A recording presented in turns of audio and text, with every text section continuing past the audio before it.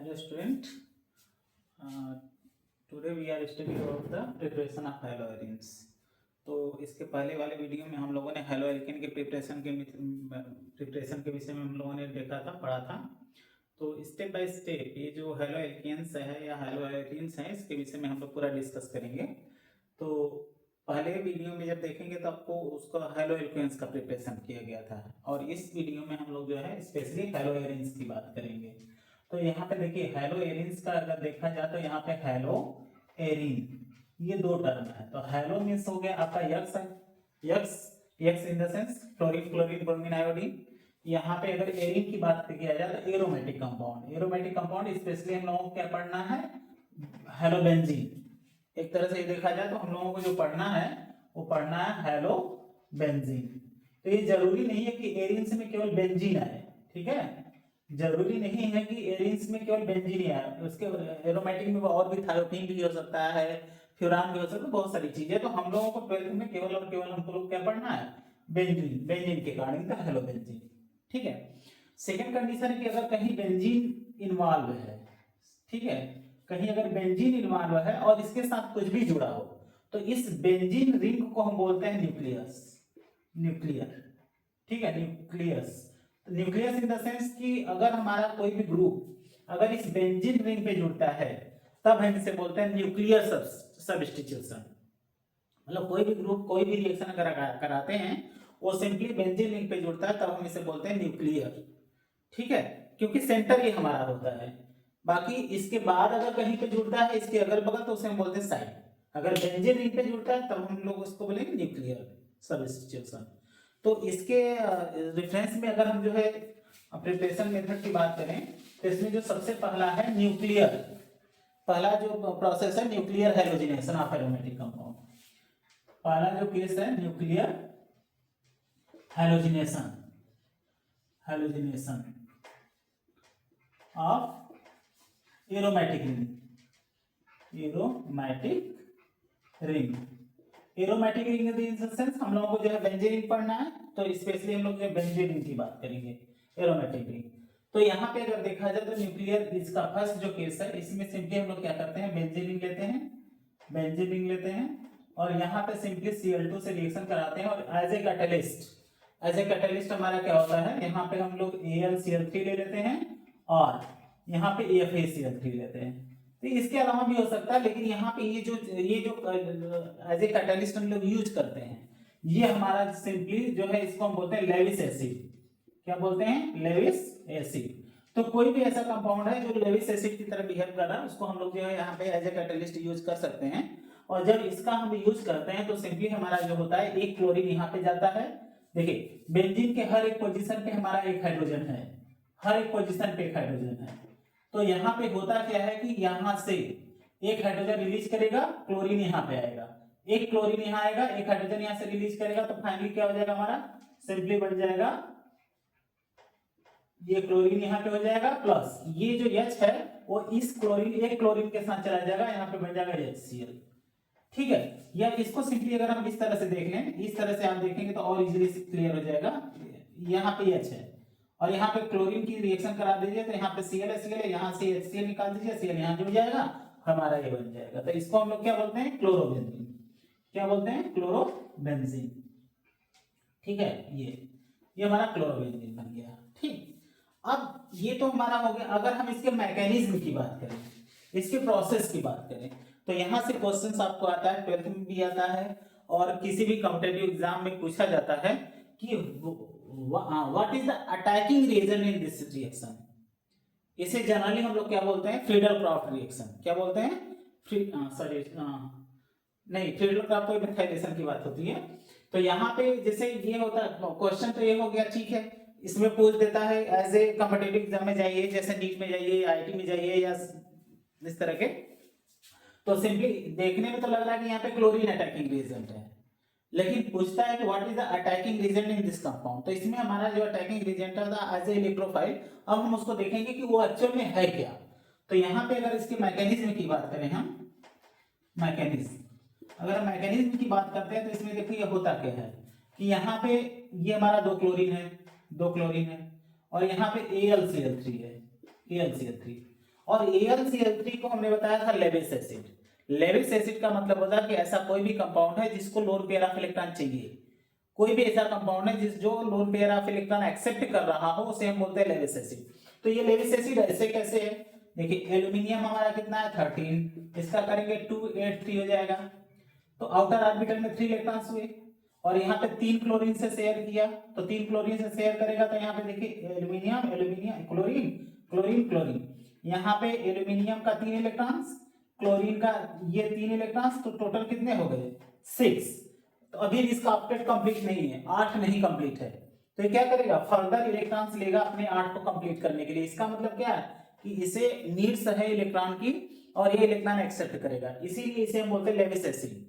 अब इसे Lewis acid के according loan pair of electron चाहिए। अगर क्लोरीन की बात करेंगे तो 7 इलेक्ट्रॉन्स होता है, एक यहाँ हो गया, यहाँ पे 3 लोन पेयर्स बचा रहेगा, तो ये जो क्लोरीन होगा वो क्या करेगा यहाँ पे अपना लोन पेयर देगा।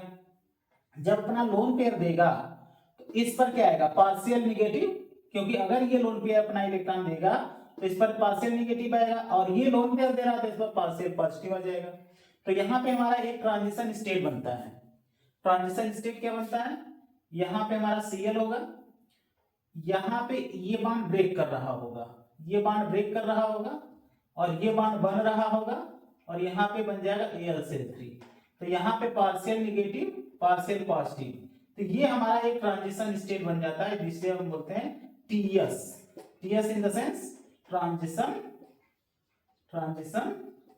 स्टेट, ये ट्रांजिशन स्टेट बनता है। फिर फर्दर क्या होता है, ये क्लोरीन पूरा का पूरा इधर शिफ्ट हो जाता है, और ये क्लोरीन पे अब देखो क्या होगा, ये क्लोरीन उस पूरे बॉन्ड को, इस बॉन्ड के इलेक्ट्रॉन को लेकर शिफ्ट हो जाएगा। तो जब इस बॉन्ड के इलेक्ट्रॉन को लेकर शिफ्ट इसके पास जाएगा तो यहाँ पे क्या हो जाएगा प्लस चार्ज, इसका मतलब हमारा क्या हो जाएगा plus charge Cl plus plus, एक क्लोरीन इसके पास चला गया तो ये बन जाएगा AlCl4 माइनस, ये जो हमारा होता है Cl plus, and this is the attacking reagent, attacking reagent, attacking reagent, यही हमारा अटैक करता है इस बेंजीन पे। हम लोगों को क्या होता है हमारे दिमाग में तो है कि भैया ये रिएक्शन है क्लोरीन है तो Cl2 ही अटैक करता होगा, अगर आप Cl2 आंसर मारते हैं तो 0 नंबर मिलेगा। तो इसका ये जो मैकेनिज्म होता है यहाँ पे Cl प्लस अटैक करेगा, Cl प्लस जनरेट पहले करेगा, Cl प्लस जनरेट करने के बाद तब ये अटैक करेगा इस पे, क्लियर है। तो यहाँ पे इसे हम बोलते हैं इलेक्ट्रोफाइल, ये जो अटैकिंग रिएजेंट है Cl प्लस इसे हम बोलते हैं इलेक्ट्रोफाइल, इलेक्ट्रोफाइल। इसीलिए इस रिएक्शन को हम बोलते हैं इलेक्ट्रोफिलिक सबस्टिट्यूशन रिएक्शन, इस रिएक्शन को हम बोलते हैं इलेक्ट्रोफिलिक सबस्टिट्यूशन रिएक्शन, क्योंकि इलेक्ट्रोफाइल है, ये हाइड्रोजन को सब्स्टिट्यूट करेगा, यहां से हाइड्रोजन को हटाएगा। अब हम ये देखते हैं कि कैसे हटाएगा, यहां तक तो कोई प्रॉब्लम नहीं है, Cl प्लस कैसे जनरेट हुआ, ठीक है, यहाँ पे कोई प्रॉब्लम नहीं होनी चाहिए। अगर बाय द वे प्रॉब्लम आपको समझ में आती है तो आप कमेंट में लिख दीजिएगा कहाँ पे प्रॉब्लम आ रही है। तो सिंपली ये हमारा लेविस एसिड है, ये loan pair of electron donate करेगा, एक हमारा ट्रांजिशन स्टेट होगा, एक क्लोरीन इसके तरफ शिफ्ट होगा, यहाँ पे प्लस चार्ज आ जाएगा, Cl प्लस हो जाएगा, ये यहाँ जाएगा तो Cl4 माइनस। अभी हमारा अटैकिंग रीजेंट हो गया। अब जब अटैकिंग रीजेंट हो गया तो ये कैसे अटैक करेगा अब हम लोग फर्दर देख लेते हैं, ठीक है। अब ये हम रिएक्शन को थोड़ा सा रफ करते हैं, ठीक है। अब चलिए हमारा अटैकिंग रीजन जनरेट हो गया। अब जब अटैकिंग रीजन जनरेट हुआ तो देखिए क्या होगा, यहाँ पे हमारा एक बॉन्ड है, यहाँ पे अब ये Cl माइनस ये Cl प्लस अटैक करेगा, तो Cl प्लस अटैक करेगा तो देखिए यहाँ पे ये पाई बॉन्ड है।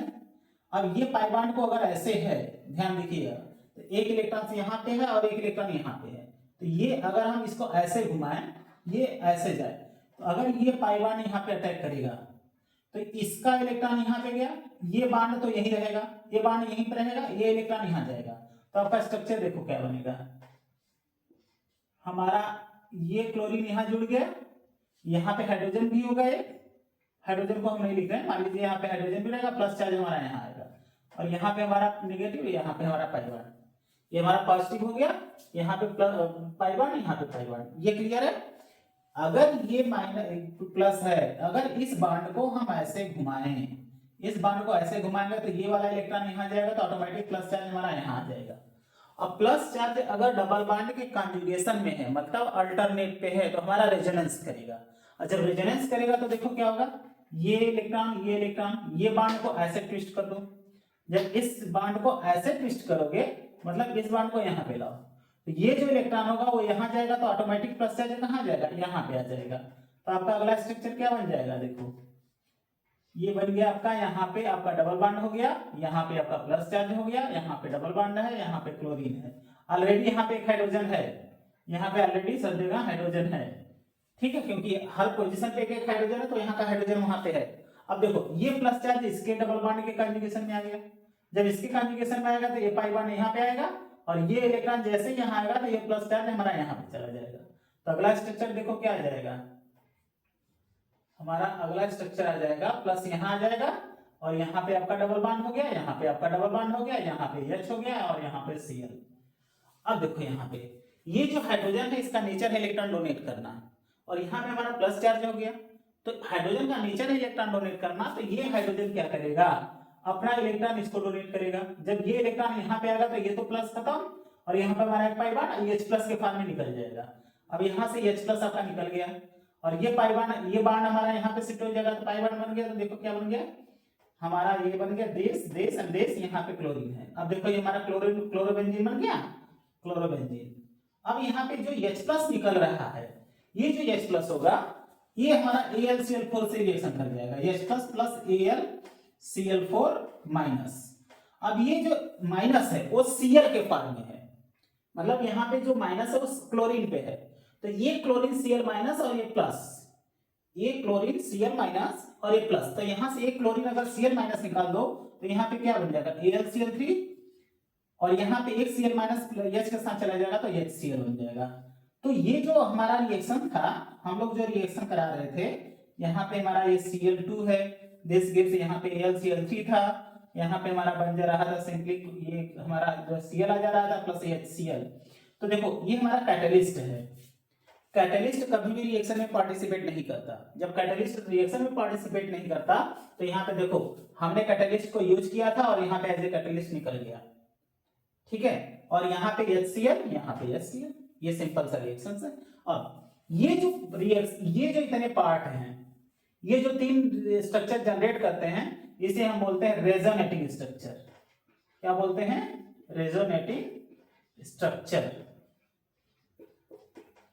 इसे और भी टर्म देते हैं, तीन स्ट्रक्चर, तीन नाम होता है इसका, यहां तक तो कोई प्रॉब्लम नहीं है, ये क्लियर है। अब इसे रेजोनेटिंग स्ट्रक्चर बोलते हैं या वीलैंड स्ट्रक्चर, वीलैंड स्ट्रक्चर बोलते हैं, ठीक है, या इसी को हम बोलते हैं कैनोनिकल स्ट्रक्चर, कैनोनिकल स्ट्रक्चर। ये तीन टर्म देते हैं, वीलैंड स्ट्रक्चर बोलेंगे या कैनोनिकल स्ट्रक्चर बोलेंगे या रेजोनेटिंग स्ट्रक्चर बोलते हैं, ठीक है, ये तीनों जो रेजोनेटिंग स्ट्रक्चर जनरेट करते हैं। तो इस तरह से पर्टिकुलर हमारा जो होता है ये क्लोरीनेशन होता है। अब ये क्लोरीनेशन हो, ये तो ठीक हो गया, ये पर्टिकुलर बेंजीन रिंग के कारण हो गया। अगर बेंजीन रिंग पे कोई सब्स्टिट्यूशन हो, अगर बेंजीन रिंग पे कोई भी सब्स्टिट्यूशन हो, जैसे मान लो यहाँ पे क्लोरीन है, यहाँ पे हमारा बेंजीन है, और हमने यहाँ पे CH3 ग्रुप जोड़ दिया, ठीक है, CH3 ग्रुप जोड़ दिया, तो अब जो होगा, अब हमारा क्लोरीन Cl2 से रिएक्शन कराए, यहाँ पे हमारा AlCl3 अगेन, AlCl3 और FeCl3। इसका जो टेम्परेचर होना चाहिए, ये हमारा टेम्परेचर होता है 310 से 320, 310 टू 320 डिग्री सेंटीग्रेड, ये होता है टेम्परेचर। तो यहाँ पे एक्चुअल में देखो, जब आप रिएक्शंस करा रहे थे या एग्जाम रिएक्शंस देते हो तो टेम्परेचर बहुत कम लिखा जाता है, टेम्परेचर उतना फोकस नहीं करते जितना कैटलिस्ट पे फोकस करते हैं, ठीक है। तो अगर याद है तो अच्छी बात है। अब देखो क्या है, यहाँ पे हमारा CH3 ग्रुप हो गया।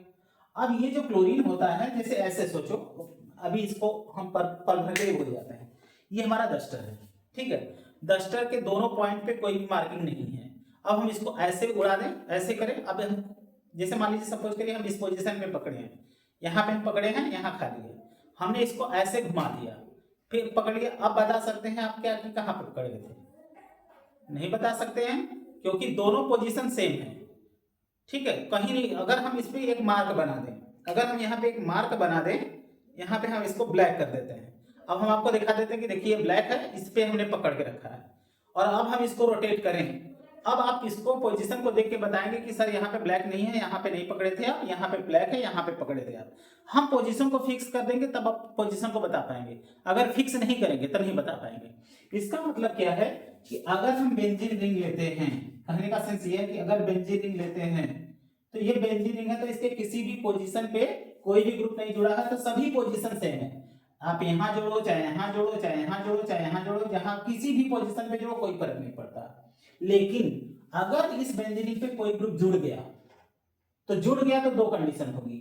यहाँ पे अगर ये बेंजीन रिंग है, यहाँ पे कोई ग्रुप हमने जोड़ दिया, तो ये जो पोजीशन होता है इसका, ये पोजीशन हमारा आर्थो कहलाता है, और ये जो पोजीशन होता है ये मेटा कहलाता है, और ये जो पोजीशन होता है वो पैरा कहलाता है। अगर बेंजीन रिंग है तो ये आर्थो हो गया, ये मेटा हो गया, ये पैरा हो गया। अगेन ये आर्थो है तो ये भी आर्थो होगा, ये मेटा है तो ये भी मेटा होगा। मींस कोई भी बेंजीन रिंग पे ग्रुप जुड़ेगा तो दो आर्थो, दो मेटा और एक पैरा होता है। ठीक है। अब कोई भी ग्रुप, अगर ये इलेक्ट्रॉन डोनेटिंग है, ये जो ग्रुप है अगर इलेक्ट्रॉन डोनर है, इलेक्ट्रॉन डोनर, तब ये होता है आर्थो एंड पैरा डायरेक्टिंग। क्या होता है? Ortho and para directing. ठीक है, मतलब कोई भी ग्रुप अगर प्लस है वो कहां जुड़ेगा? या तो आर्थो पे जाएगा या तो पैरा पे जाएगा, दोनों पोजीशन पे जा सकता है। अगर कब? जब इलेक्ट्रॉन डोनर होगा तब।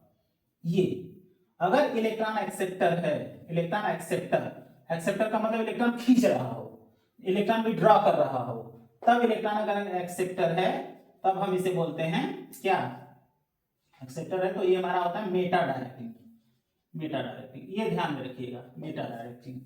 इसका मतलब है कि अगर इलेक्ट्रॉन ये एक्सेप्टर हो गया तो कोई भी ग्रुप रहेगा वो मेटा पोजीशन पे जाएगा। ठीक है, तो अब ये तो एक जनरलाइजेशन हुआ कि इलेक्ट्रॉन डोनर, इलेक्ट्रॉन एक्सेप्टर। तो यहां पे देखिए, अब ये जो CH3 ग्रुप है ये इलेक्ट्रॉन डोनर है, इलेक्ट्रॉन डोनर है। तो जब इलेक्ट्रॉन डोनर है तो इसका आर्थो ये है, ये पैरा हो गया, तो क्लोरीन आर्थो पे जुड़ेगा और पैरा पे जुड़ेगा। तो क्या हमारा दो प्रोडक्ट बनता है? क्या बनेगा? यहाँ पे देखिए, यहाँ पे CH3 है और यहाँ पे Cl है। ठीक, ये हमारा क्या हो गया? आर्थो। और ये हमारा दूसरा प्रोडक्ट बनता है, यहाँ पे CH3 बनेगा और यहाँ पे Cl बन जाएगा, ये हमारा पैरा बन गया। ये हमारा माइनर बनता है, माइनर का मतलब कम बनता है, और ये हमारा मेजर बनता है, मतलब अधिक बनता है। अब ऐसा क्यों है कि ये मेजर बनेगा, ये माइनर बनेगा? होता क्या है कि यहाँ पे लगता है स्टेरिक हिंड्रेंस। स्टेरिक हिंड्रेंस का मतलब है कि जब दो बल्कियर ग्रुप बहुत क्लोज क्लोज हो, जैसे सिंपल सोचिए कि एक दरवाजा है, उसमें से दो मोटे मोटे आदमी को एक साथ जाने के लिए कह दें, दो मोटे मोटे आदमी हैं उनको एक साथ जाने के लिए कह दे, तो क्या होगा? दोनों में धक्का मुक्की लग गया और पता लगा कि कोई बाहर आ गया, गिर गया। तो कहने का सेंस ये है कि जब दो मोटे मोटे आदमी एक साथ जा रहे हैं तो टक्कर हो जा रही है, टक्कर हो जा रही है तो दोनों गिर जा रहे हैं, तो अनस्टेबल हो गए। तो यहाँ पे वही केस है, यहाँ तो CH3 ऑलरेडी है, CH3 को अगर देखा जाए तो H ये इतना बड़ा है, और ये क्लोरीन भी यहाँ पे आ गया, तो कहीं ना कहीं यहाँ पे एक हिंड्रेंस लगेगा, और जब स्टेट हिंड्रेंस लगेगा तो ये स्टेबल नहीं होगा, क्लोरीन दूर जाना चाहेगा। जब क्लोरीन दूर जाना चाहेगा तो पैरा पोजीशन इसका है, तो मतलब पैरा पोजीशन पे ज्यादा वो आराम से रहेगा। इसका मतलब ये ज्यादा बनेगा, एक कम बनेगा। तो इसे हम बोलते हैं स्टेरिक हिंड्रेंस। जब दो बल्कियर ग्रुप, बड़े ग्रुप बहुत क्लोज हो जाते हैं तो दोनों एक दूसरे को रिपेल करते हैं, टक्कर मारते हैं, और इस पर्टिकुलर इफेक्ट को बोलते हैं स्टेरिक इफेक्ट। क्या बोलते हैं? Steric effect. ये होता है। अब इसके अकॉर्डिंग ये माइनर बनता है, ये हमारा मेजर बन गया। ठीक, इसी तरह से हमारा अगर क्लोरोबेंजीन ले लीजिए, अगर यहाँ पे हम क्लोरोबेंजीन लेते हैं Cl, अब इसका क्लोरीनेशन करा दीजिए Cl2, सेम कंडीशन ले लेते हैं। अब ये भी हमारा देखिए, ये भी हमारा इलेक्ट्रॉन डोनर होता है ड्यू टू मेसोमेरिक इफेक्ट। तो हम लोग जब रेजोनेंस या मेसोमेरिक इफेक्ट का क्लास लेंगे या पढ़ेंगे तो उसके अकॉर्डिंग हम लोग डिस्कस करेंगे कि ये भी हमारा इलेक्ट्रॉन डोनर होता है due to mesomeric effect. Means अगर मेसोमेरिक का मतलब है कि कोई भी ऐसा मॉलिक्यूल है जिसके पास लोन पेयर है, इसके पास देखिए 3 लोन पेयर्स है, तो ये क्या करेगा? लोन पेयर है तो ये लोन पेयर रिंग में देगा, मतलब इलेक्ट्रॉन डोनर है, और डोनर है तो हमने क्या बताया था? Ortho and para. तो आर्थो एंड पैरा, इसका मतलब क्लोरीन यहाँ पे जाएगा, यहाँ पे जाएगा, तब हमारा क्या बन जाएगा? यहाँ पे तो क्लोरीन ऑलरेडी था ही, यहाँ क्लोरीन आ जाएगा। दूसरा क्या हो जाएगा? पैरा पोजीशन, यहाँ पे क्लोरीन है और यहाँ पे क्लोरीन है, तो कौन मेजर बनेगा? ये हमारा मेजर बन जाएगा, क्योंकि ये स्टेरिक हिंड्रेंस कम लगेगा। यहाँ पे माइनर बन जाएगा क्योंकि यहाँ पे हिंड्रेंस ज्यादा लगेगा। एक क्लोरीन है दोनों एक दूसरे को क्या करेंगे, रिपेल करेंगे, हिंड्रेंस लगेगा, माइनर बनेगा, यहाँ पे मेजर बनेगा। तो कहने का सेंस ये एक पर्टिकुलर वे है कि हमारा जो न्यूक्लियस पे हो रहा है, बेंजीन रिंग पे हो रहा है। लेकिन हाँ ध्यान में रखना है कब कि ये बेंजीन रिंग पे तभी जाएगा जब यहाँ पे हमारा कैटालिस्ट होगा। ये ध्यान में रखना है, कैटालिस्ट हमको फोकस करना है। कैटालिस्ट है तब रिएक्शन हमारा इस तरह से होगा, एक क्लोरीन ऐड होगा। लेकिन अगर बाय द वे कैटालिस्ट ना हो, हमारा यहाँ पे कुछ ना दिया हो, केवल सनलाइट दे दे, तब हमारा रिएक्शन दूसरा हो जाता है। क्या होता है हम देख लेते हैं सिंपली। हम इसको रफ करें, ओके। दूसरा केस ये है कि साइड चेन रिएक्शन हो जाए, साइड चेन हैलोजिनेशन, इसको रफ करें हम, ओके। अच्छा देखिए इसमें दूसरा केस जो आता है आपका side chain halogenation, side chain halogenation. तो साइड चेन हैलोजिनेशन का मतलब अब क्या होगा, बेंजीन में जैसे हम लोग लिए थे ये टॉलुइन, हमने ये टॉलुइन लिया था, ये CH3 ग्रुप, ये हमारा टॉलुइन है, इसको ये लिए थे और यहाँ पे हमने क्लोरीन ले लिया था। अब सपोज करो यहाँ कैटालिस्ट ना लेके हमारा सनलाइट दे दे। ये ध्यान देना, ये तुम लोगों को मतलब कि कभी बहुत कंफ्यूज करते हैं सब, क्योंकि यहाँ पे कैटालिस्ट है तो वो रिंग पे जा रहा है, सनलाइट हो गया तो दूसरी तरह से रिएक्शन देगा। तो हम लोग क्या माइंड में स्ट्राइक नहीं करता, एग्जाम में बैठे रहेंगे हाँ कैटालिस्ट, अरे अच्छा बेंजीन रिंग पे ऐड करना, लेकिन नहीं ऐसा नहीं। आपको दोनों चीजें माइंड में रखनी है कि अगर सनलाइट आया तब रिएक्शन दूसरा होगा। रिएक्शन कैसे दूसरा होगा, ये कभी भी रिंग पे नहीं जाएगा। अब ये क्लोरीन रिंग पे कभी नहीं जाएगा, वो उस कार्बन पे जाएगा जो बेंजीन रिंग से जुड़ा है। मतलब ये क्लोरीन अब यहाँ जाएगा, अब हमारा जो है सब्स्टिट्यूशन रिएक्शन एल्केन वाला रिएक्शन देगा। तो अब क्या करेगा, एक क्लोरीन यहाँ जाएगा, एक हाइड्रोजन यहाँ आएगा, यहाँ दो क्लोरीन है तो ये क्लोरीन यहाँ चला गया, तो हमारा क्या प्रोडक्ट बन गया, देखो यहाँ पे एक क्लोरीन गया तो यहाँ CH2 हो गया, 3 है तो एक क्लोरीन जाने के बाद ये CH2 हो गया, यहाँ Cl हो गया, और एक H इस क्लोरीन के साथ चला जाएगा, एक क्लोरीन के साथ यहाँ HCl हो गया। अब देखो हमने क्या बताया था, अगर ये ग्रुप है क्लासिफिकेशन में तो हमने बताया था बेंजीन, तो ये Cl है तो क्या हो जाएगा, बेंजीन क्लोराइड, बेंजीन क्लोराइड, ये हो गया।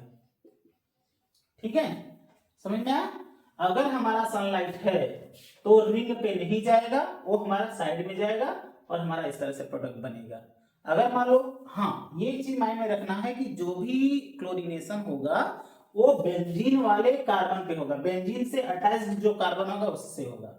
कहने का सेंस ये है कि अगर मान लो हम ये कंपाउंड से ले लेते हैं, यहाँ पे CH2 और यहाँ पे CH3 ले लेते हैं, अब यहाँ पे क्लोरीनेशन करा दो सनलाइट के प्रेजेंस में, तो हमें क्या कहा, हमेशा बेंजीन से अटैच जो कार्बन है उस पे कराना है। इसका मतलब ये जो क्लोरीन होगा यहाँ नहीं जाएगा, ये क्लोरीन हमारा इस पोजीशन पे जाएगा, और जब इस पोजीशन पे जाएगा तो यहाँ से हाइड्रोजन निकलेगा और आपका प्रोडक्ट क्या बन जाएगा, ये हमारा बन जाएगा CHCl, यहाँ पे Cl जुड़ेगा और यहाँ पे CH2 होगा, CH3, और हम लोग क्या करेंगे, क्या करते हैं यहाँ पे जोड़ते हैं। ऐसा नहीं करना है, आपको इस क्लोरीन को वहां जोड़ना है जहां जो कार्बन हमारा अटैच होता है बेंजीन से, हमारा ये बन जाएगा। ठीक है, लेकिन कंडीशन क्या होनी चाहिए, ये हमारा सनलाइट होना चाहिए। अगर कैटालिस्ट आ जाएगा तो रिंग पे जाएगा, ये कभी भी साइड पे नहीं जाएगा। कैटालिस्ट आएगा तो रिंग पे जाएगा, सनलाइट आएगी तो साइड पे जाएगा, ये ध्यान में रखना है। एक कंडीशन और आती है, अगर मान लो साइड चेन ही ना दें हम, अगर हम साइड चेन नहीं देते हैं, सिंपली बेंजीन दे देते हैं ये, और सिंपली हम क्लोरीन ले लेते हैं और यहाँ पे हमारा ये सनलाइट है, तो अब तो यहाँ पे साइड चेन है नहीं। कंडीशन ये भी है कि हमारा सनलाइट भी है, कैटालिस्ट नहीं है, तो कैटालिस्ट होता था बेंजीन पे एक जाता, केवल एक जाता।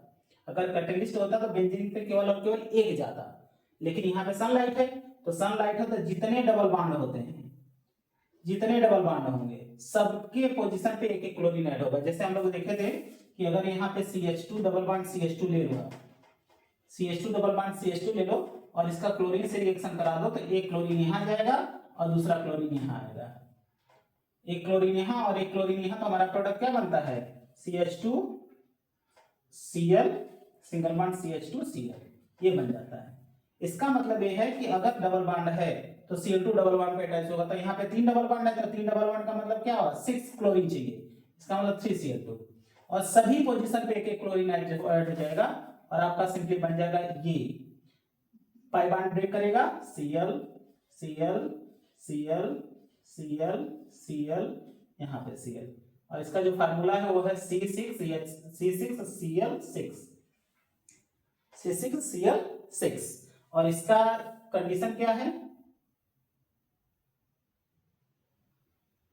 C6H6Cl6 ये और ये है हमारा गैमेक्सिन जो हमारा पाउडर होता है गैमेक्सिन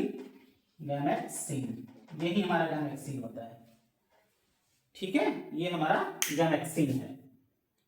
क्लियर है। तो आपका अगर सब्स्टिट्यूशन नहीं है तब रिंग पे जुड़ेगा तो पूरा का पूरा पाई बॉन्ड खत्म हो जाएगा। अगर साइड चेन है तो हमेशा क्लोरीन उस कार्बन पे जाएगा जो अटैच्ड है। इस तरह से हमारा रिएक्शन होता है। ठीक है तो ये हमारा जो है हो गया side chain halogenation. Side chain halogenation में याद रखिएगा कि हमारा ये सनलाइट होना चाहिए और अगर कैटलिस्ट हो जाएगा तो रिंग पे जाएगा और केवल एक क्लोरीन जाएगा। ठीक है ये है कैटलिस्ट और सनलाइट इन दोनों में जो है आप अवेयर रहिएगा कंफ्यूजन यही पे होता है। ठीक है ये हमारा साइड चेन हैलोजिनेशन हो गया। तीसरा जो केस आ रहा है वो है हमारा डायरेक्ट अगर हैलोजिनेशन कराते हैं एक कंडीशन और भी बनती है साइड चेन हैलोजिनेशन का। यहाँ पे SOCl2 से रिएक्शन कराते हैं हम लोग CH3 plus SO2Cl2।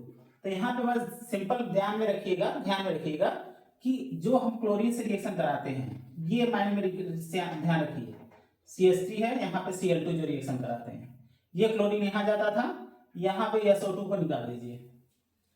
SO2 gas हमारा सिंपली निकलेगा क्लोरीन रहेगा तो एक क्लोरीन यहाँ जाएगा हाइड्रोजन एक यहाँ जाएगा तो यहाँ पे प्रोडक्ट क्या बन गया पहले तो हमने SO2 निकाल दिया प्लस एक क्लोरीन यहाँ चला गया तो हमारा क्या प्रोडक्ट बन गया CH2Cl हो गया और एक हाइड्रोजन इस क्लोरीन के साथ चला जाएगा तो यहाँ HCl हो जाएगा। तो ये हमारा प्रोडक्ट बन जाएगा कब ये SO2Cl2 के साथ। मतलब ये वन स्टेप है। वन स्टेप का मतलब है कि एक ही बार अगर क्लोरीन को ऐड करना है तो हमारा एक क्लोरीन हो जाएगा।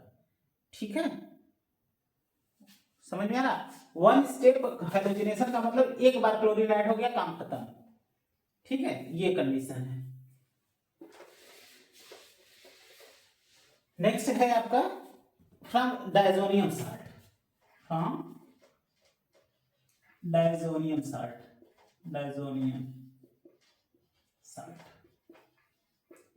अगर डायजोनियम साल्ट की बात करें तो डायजोनियम जो होता है हमारा इसको A बोलते हैं। ये हमारा बेंजीन है यहाँ पे हमारा N2 प्लस Cl माइनस ये इसे हम बोलते हैं डायजोनियम साल्ट। साल्ट क्यों बोलते हैं साल्ट हमेशा कोई भी कंपाउंड है अगर वो प्लस माइनस में है तब हम उसे साल्ट की कैटेगरी में रखेंगे।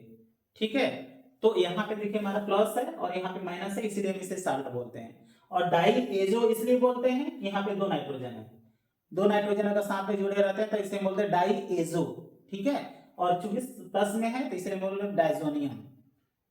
ठीक है ये हमारा हो गया।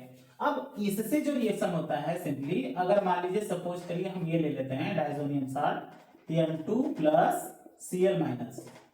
अब इसका रिएक्शन सिंपली हम करा दें CuCl प्लस HCl से ये हम एज ए कैटलिस्ट ले लेते हैं। तो ये सिंपली होता क्या है कि यहां से ये N2 को खींच दीजिए बाहर, इस N2 को बाहर कर दीजिए, क्लोरीन यहाँ पे अटैच हो जाएगा और आपका जो प्रोडक्ट बनता है वो ये बनता है। यहाँ पे सिंपली Cl हो जाएगा और N2 गैस बाहर निकल जाएगा। ये प्रोसेस है। तो अगर हमारा ये CuCl है CuCl HCl है और तो यहाँ सिंपली क्या होता है नाइट्रोजन गैस बाहर चली जाती है, क्लोरीन यहाँ पे अटैच होता है, हमारा ये प्रोडक्ट बनता है और इस रिएक्शन को हम बोलते हैं क्या सैंडमेयर रिएक्शन। ये बोलते हैं इस रिएक्शन को हम बोलते हैं सैंडमेयर। हाँ एक कंडीशन और आती है, इसी रिएक्शन को सेम कंडीशन हम ले लें और यहाँ पे जो CuCl लिए हैं यहाँ पे केवल और केवल कॉपर ले लीजिए, बाकी सब चीजें एज यूजुअल। देखिए थोड़ा सा डिफरेंस है केवल, यहाँ पे जो CuCl है हमने लिया था तो हमने सिंपली किया N2O को बाहर खींच दिया और सिंपली Cl यहाँ पे अटैच कर दिया, हमारा इस रिएक्शन को बोले सैंडमेयर। लेकिन अगर हम यहाँ से क्लोरीन ना लेके केवल कॉपर और HCl ले लेते हैं तभी हमारा यही प्रोडक्ट बनेगा, कुछ डिफरेंस नहीं आएगा, तभी हमारा यही प्रोडक्ट बनता है। बस डिफरेंस कहाँ आता है, ये कैटलिस्ट में और इस रिएक्शन को हम बोलते हैं गटरमैन। ये ध्यान में रखिएगा, GATTER, गटरमैन, गटरमैन रिएक्शन। अब देखो क्या अंतर है दोनों में, हमारा बहुत स्लाइट डिफरेंस है। CuCl है, सैंडमेयर हो गया, केवल Cu है, गटरमैन हो गया। तो ये देखो, ये छोटी छोटी चीजें जो होती हैं यही आपके लिए बहुत इंपॉर्टेंट थिंग्स होती हैं। यही से जो है कॉम्पिटिटिव क्वेश्चंस ट्विस्ट करता है, क्योंकि यहाँ पे हम लोग क्या होते हैं, कंफ्यूज जो होते हैं कि यार CuCl था कि कॉपर था, क्या था गटरमैन में। अब यहाँ पे कंफ्यूजन होता है, तो ये चीजें माइंड में हमेशा रखनी है कि अगर CuCl है तो सैंडमेयर, अगर कॉपर है तो गटरमैन, ये रिएक्शन होगा। और सिंपली हमको डाइजोनियम से नाइट्रोजन खींच के बाहर कर देनी है, Cl हमारा अटैच हो जाएगा, हमारा एक प्रोडक्ट बन जाएगा। ठीक है, तो ये हमारा डाइजोनियम साल्ट की होगी। एक यहाँ पे और कंडीशन बनती है कि अगर हमारा डाइजोनियम साल्ट है, ठीक है, डाइजोनियम साल्ट है, यहाँ पे इसका रिएक्शन करा देते हैं हम लोग। यहाँ पे डाइजोनियम साल्ट है हमारा N2+, ठीक है, ये Cl- है। तो यहाँ पे अगर हम HBF4 से रिएक्शन करा दें, HBF4, तो यहाँ H+BF4- होता है, तो ये जो H+ होता है Cl- को लेकर निकल जाता है। अगर HBF4 हम लेते हैं तो H+ क्या करता है, Cl- को लेकर निकल जाएगा, मतलब -HCl हो जाएगा, और ये BF4- क्लोरीन की जगह ले लेता है। तो हमारा यहाँ पे बन जाता है क्या, सिंपली N2+ बनेगा, यहाँ पे BF4- बनेगा, ये BF4- बन जाता है, ये बनता है। अगर हमारा HBF4 ले लेते हैं तो H+ Cl- HCl निकल गया, BF4- क्लोरीन की जगह चला जाएगा। फिर फर्दर क्या होगा, जब हम इसे हीट कर देते हैं तो क्या होता है, देखो ये N2 बाहर खिंचाएगा, बाहर निकल जाएगा। अब बचा हमारा BF4-, तो यहां से F- बाहर चला जाएगा, ठीक है, F- बाहर चला जाएगा और BF3 यहाँ पे अटैच हो जाएगा। तो देखो यहाँ पे होता क्या है कि प्रोडक्ट क्या बन जाएगा यहाँ पे, सिंपली अब देखो यहाँ BF3 बाहर करो, जैसे यहाँ पे हम लोग क्या कर रहे थे, N2 को बाहर खींचा, N2 को बाहर खींचा, Cl- यहाँ पे आ गया, तो हमारा एक प्रोडक्ट बन गया। इसी तरह से जब हम N2 को बाहर खींचेंगे तो BF4 को अगर हम ऐसे लिखें तो कोई प्रॉब्लम, BF3F-, BF4- को अगर हम इस तरह से लिखते हैं तो क्या होगा, देखो N2 को बाहर खींचा, BF3 को बाहर खींच दो, F- यहाँ अटैच हो जाएगा, तो यहाँ पे क्या हो जाएगा, F अटैच हो गया, और यहाँ पे हमारा क्या निकलेगा, BF3 निकल जाएगा, और यहाँ पे निकल जाएगा N2। और इस रिएक्शन को हम बोलते हैं, इस रिएक्शन को प्रोसेस, ये स्पेशल रिएक्शन है, इस रिएक्शन को हम बोलते हैं क्या, बाल्ज सीमैन रिएक्शन, बाल्ज सीमैन रिएक्शन बोलते हैं। ठीक है, तो ये हमारा स्पेशल केस है कि HB जब हमको फ्लोरिनेशन कराना होता है, फ्लोरिनेशन ऐसे नहीं होता है, फ्लोरिनेशन जब भी हम कराते हैं इस तरह से कराते हैं, HBF4 से भी कराते हैं। डाइजोनियम साल्ट लेंगे, HBF4 से रिएक्शन कराएंगे, H+ इसके साथ चला जाएगा, BF4- बचेगा, BF4 क्लोरीन के साथ जाएगा, क्लोरीन के पास चला जाएगा। अब यहाँ से N2 बाहर निकलेगा, BF3 बाहर निकलेगा, F- बचेगा, F- यहाँ जुड़ जाएगा, ये हमारा रिएक्शन हो जाएगा। तो इस रिएक्शन को हम टर्म देते हैं बाल्ज सीमैन रिएक्शन। ठीक है, तो ये हमारा पर्टिकुलर एक जो है रिएक्शन है डाइजोनियम साल्ट का। हाँ, एक कंडीशन और आती है, ध्यान में रखिएगा, जैसे यहाँ पे CuCl है, यहीं पे अगर हम CuCN ले लें, ये CuCN HCl, तो ये Cl ग्रुप जुड़ जाएगा यहाँ पे, है ना, ये ध्यान में रखिएगा। जैसे CuCl था तो Cl, CuCN है तो Cn जुड़ जाएगा, ये माइंड में रखिएगा। तो छोटी छोटी चीजें हैं, ये सब ध्यान में रखने की जरूरत है। ठीक है, तो ये हमारा हो जाएगा, ये हमारा एक प्रोडक्ट हो गया, ये हमारा एक रिएक्शन हो गया फ्रॉम डाइजोनियम साल्ट का। अब इसके बाद जो है हमारा रिएक्शन, जो लास्ट रिएक्शन है हंस डी का रिएक्शन, ये हम लोग जो है अभी जस्ट उस रिएक्शन में भी पढ़े थे, हंस डीकर, DIECKER, Hunsdiecker reaction, silver salt of fatty acid benzoic acid का अगर हम ले लें तो देखो यहाँ पे हंस डीकर में क्या होगा, सिंपली ये हमारा बेंजीन रिंग है, यहाँ पे COOAG silver salt of fatty acid benzoic acid है, सिल्वर साल्ट है प्लस इसका Br2 से रिएक्शन करा दो। Br को अगर हम Br2 को ऐसे लिख दे तो ठीक है, ये ले लिए हम। तो इसका जो रिएक्शन कराते हैं हम लोग CCl4 के प्रेजेंस में कराते हैं, क्लोरीन कार्बन टेट्राक्लोराइड के प्रेजेंस में। तो देखो ये हमारा silver salt of benzoic acid है, AbR। सिंपली क्या करो, यहां से AgBr निकाल लो और यहां से CO2 निकाल दो। यहां से AgBr निकाल दिया, यहां से CO2 निकाल दिया, तो एक ब्रोमीन बचा, एक ब्रोमीन यहां पे अटैच हो जाएगा। तो आपका सिंपली क्या प्रोडक्ट बन जाएगा, ये अगर हम इसको इसी तरह से लिख देते हैं जैसे है उसी तरह से, ये Br हो गया और यहाँ पे क्या निकला AgBr और प्लस CO2, ये बन जाएगा। तो इसको मैंने क्या बताया था, डी कार्बोक्सिलेशन। क्या बताया था, डी कार्बोक्सिलेशन। ठीक है, ये प्रोसेस बताया था। क्लियर है?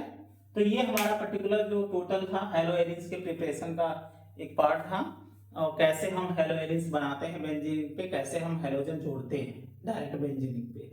ठीक है, तो ये हमारा हो गया। इसके बाद जो हम लोग नेक्स्ट वीडियो में जो पढ़ेंगे इनका केमिकल प्रॉपर्टीज, हेलो एरिन्स की केमिकल प्रॉपर्टीज क्या है, हेलो एल्केन्स के केमिकल प्रॉपर्टीज क्या है। इसमें आपको जो है थोड़ा सा ऑप्टिकल आइसोमेज में भी पढ़नी है ना, ऑप्टिकल आइसोमेज में भी पढ़नी है। उसके बाद आरएस कॉन्फ़िगरेशन भी थोड़ा देखना है। तो हम लोग step by step, I think हमें लग रहा है कि नेक्स्ट क्लास में हम लोग chemical properties of alkyl halide पढ़ेंगे, फिर इसके बाद chemical properties of hello arenes पढ़ेंगे, फिर उसके बाद ऑप्टिकल आइसोमेज में 3 क्लास और अपलोड होगा इस क्लास का। फिर उसके बाद ये चैप्टर क्लोज हो जाएगा। तो आप जो है देखते रहिए। चैनल को अगर सब्सक्राइब नहीं किए तो सब्सक्राइब कर दीजिए ताकि नेक्स्ट वीडियो हमारा अपलोड होता रहे। और अगर कोई कमेंट है, कोई चीज़ नहीं समझ में आ रही है, आप कमेंट जरूर लिखें। ठीक है, ओके, थैंक यू।